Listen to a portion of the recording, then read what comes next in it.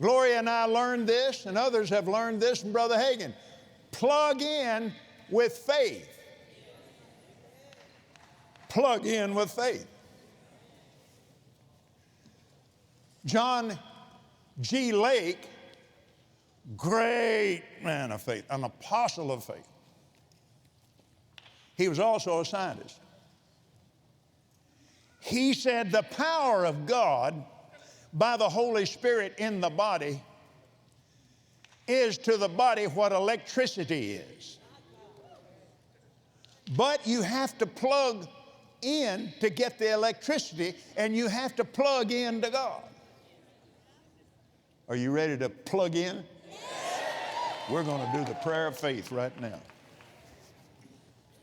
In the name of Jesus Christ, whose I am and whom I serve, I take authority over all sickness, over all disease, and over all devils. I take authority over arthritis. I take authority over blindness. I take authority over lung disease. I take authority over the effects of COVID-19 or any other thing. I take authority over every stomach disease, liver disease, back disease, muscle disease. I take authority over every kind of sickness and disease of any kind, because all of it has been borne by Jesus on the cross.